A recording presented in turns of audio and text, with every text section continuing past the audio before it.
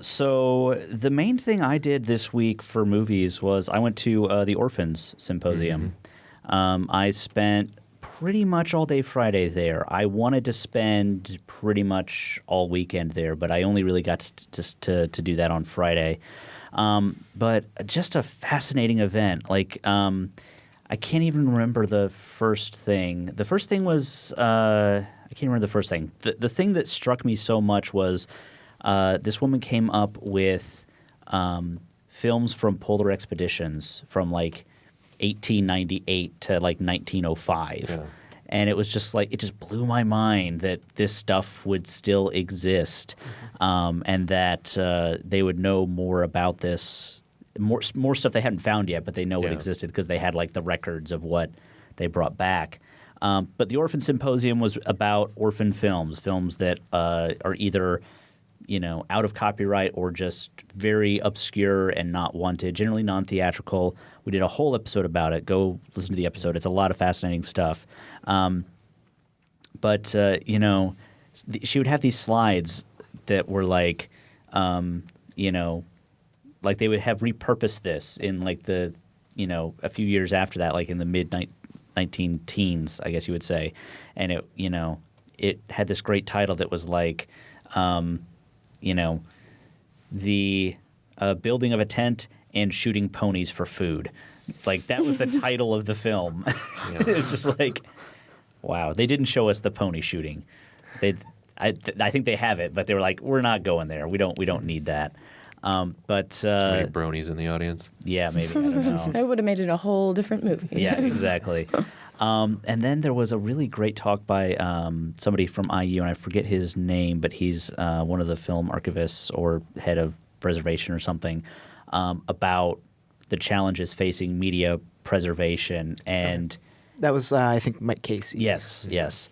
And he was just talking about just laying it out, just laying it all on the table. Like, by the way, here's how much stuff we literally can't play anymore with any technology. Here's how much you have to pay to fix this piece of technology that can play 90% of what we have. It's this exorbitant amount of money. There's literally one person in the whole world who can fix this particular machine, and we have 5 of them in the whole world.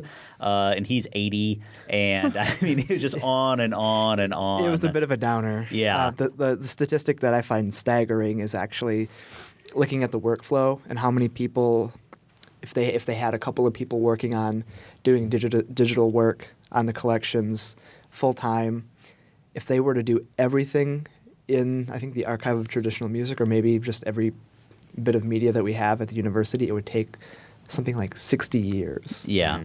Wow. Yeah. Add a good workflow to do everything. Yeah. And then by that time, it'd be a whole different format. Yeah. But, and then he was talking about digital and how there's a million different digital formats as well, and they change that every 6 months, and it's just on and on and on. And now I remember the first thing. The first thing that came up was there's that very old film of the guy sneezing. Yeah. Like Fredette Sneeze. Yeah. Mm-hmm. Which it was amazing. This was Dan Strebel's talk, and he literally played this film must have been 30 times in different formats. And what was so fascinating about it was he was talking about how he was always very clear about what this was.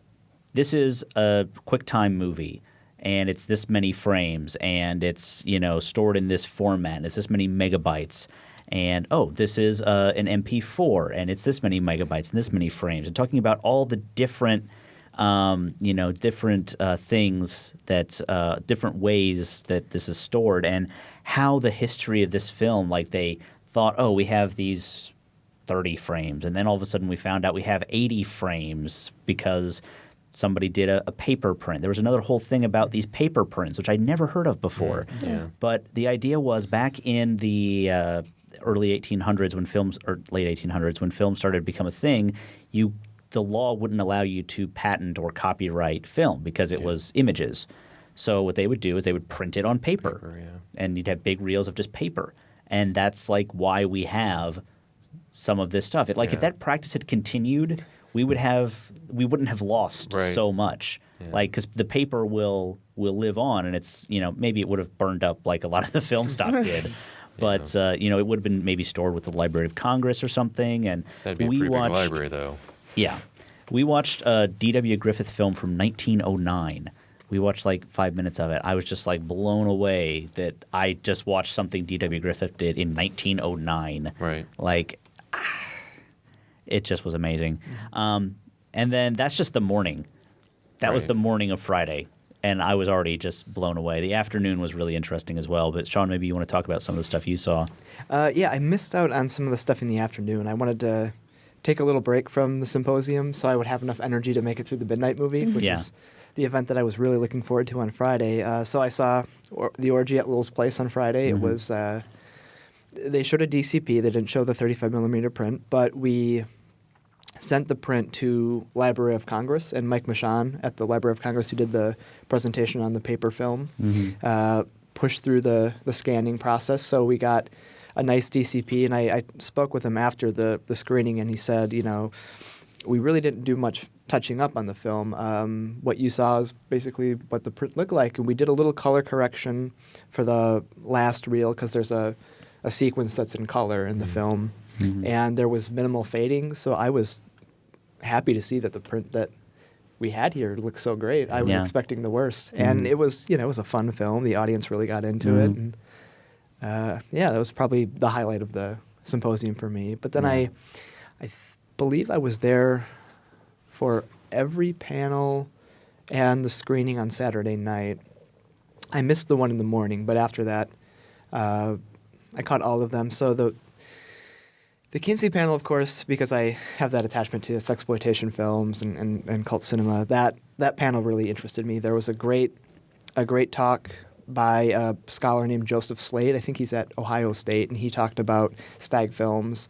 And he had an example. He brought a stag film to the presentation called Strictly Union. It was kind of this setup where they were playing with the unionization of Hollywood workers. And this was a film, actually, he prefaced it by saying most of the stag films that were produced independently or had nothing to do with legitimate filmmaking. But this one, we can guess by the kind of insider knowledge it plays with and the in-jokes it makes that it was actually made by people involved in the Hollywood industry. And so that there was a running joke about, starting at a certain time and ending at a certain time. And, he has to finish this act before 6 o'clock.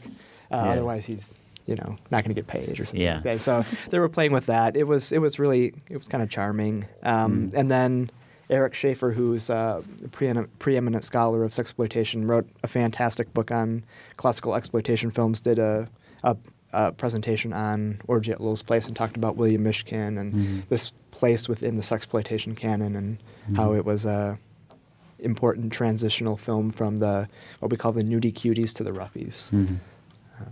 Very cool.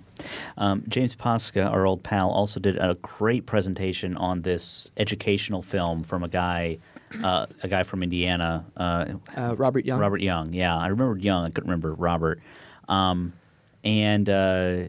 showed his film. And the guy was actually there. He's still around. He and his family were actually in the audience, which was kind of nice. And it was just so interesting hearing James talk about it because I never would have thought of an educational film this way. But it was about building an oil pipeline from Evansville up to Paoli or something. I can't remember exactly where it was going. But, and he was so specific about this is different from other educational films, and this is this guy's signature style. And it was just all right there.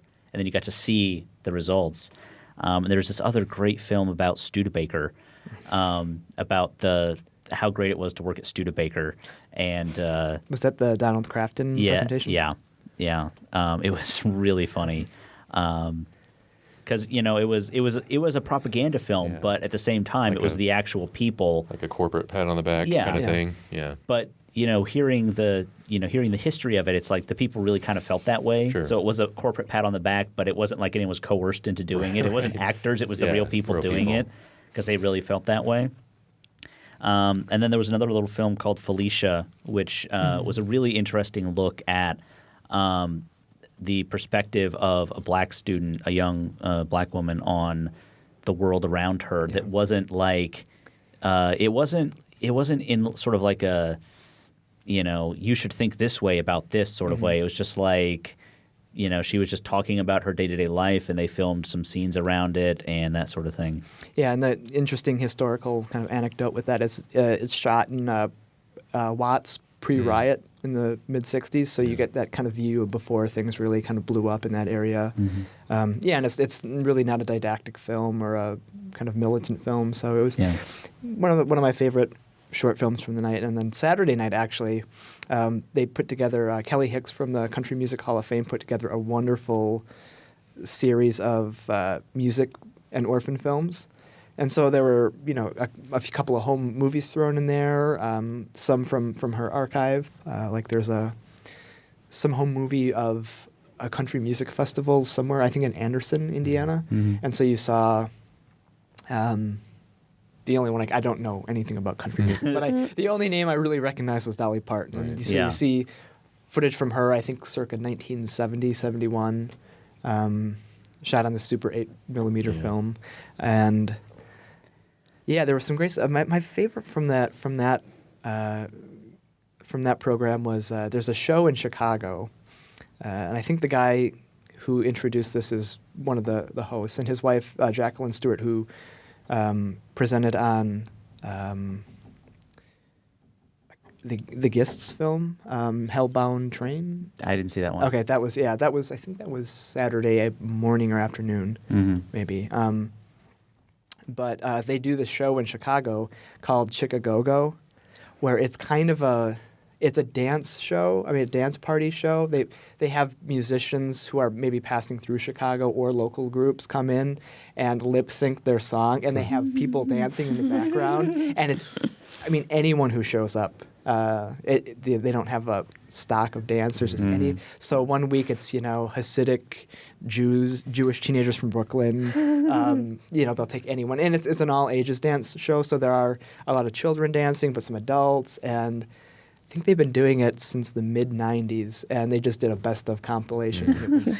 It was great. And I think the guy who introduced it, Jake Austin, they have the host of the show is a puppet named Ratso, a rat puppet named Ratso. I think he does the voice of Ratso. And runs the puppet. But it was probably my favorite. And there was another one. It came from the Tennessee archive of the Moving Image, I believe.